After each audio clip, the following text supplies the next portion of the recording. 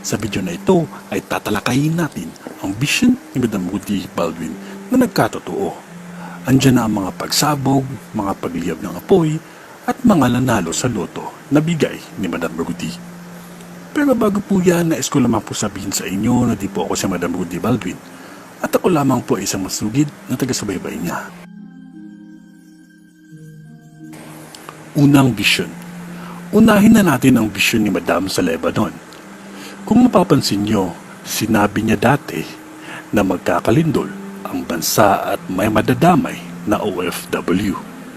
At makalipas lamang ang ilang araw ay pumutok ang isang balita sa pagsabog at pagyanig sa Lebanon at may nadamay nga na OFW.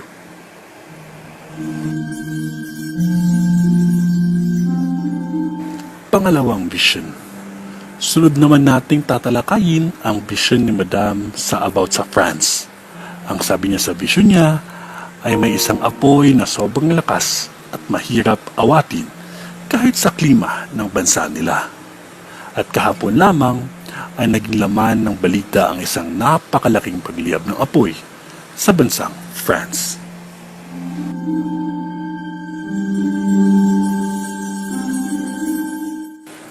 Pangatlong vision.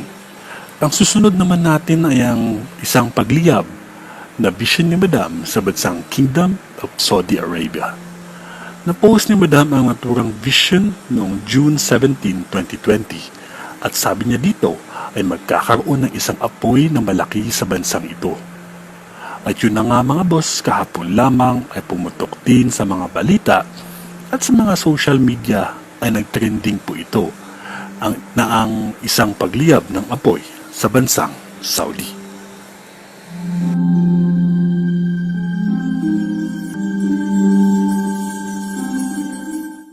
At mga boss, punta naman po tayo sa mga positive vibes na vision na nagkatotoo.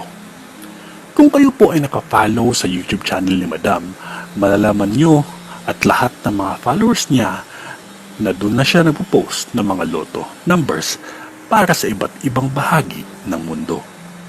Di lang yun, doon na din siya nagsasagot ng mga dream translations ng mga nagtatanong sa kanya.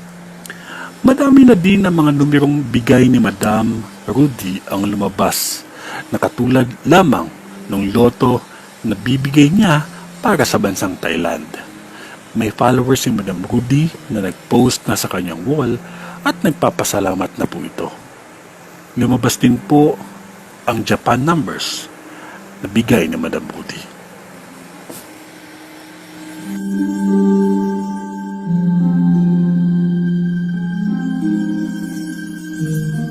Kayo ba mga boss, isa din ba kayo sa mga pinagpala na nanalo sa bigay na loto number ni Madam? Kung isa kayo sa mga nanalo, pa-comment naman po sa baba para po makongratulate namin kayo sa biyayang bigay ng may kapal. At sa mga taong gusto namang manalo, pakidiretso na lang pong message si Madam Rudy sa kanyang Facebook page para sa mga loto numbers or maghintay na lang po tayo sa mga susunod na upload ni Madam. Baka sa susunod, ang bansa nyo ang bibigyan ng numero at kayo na po siguro ang susunod na manalo. Hanggang dito na lang po ang ating video.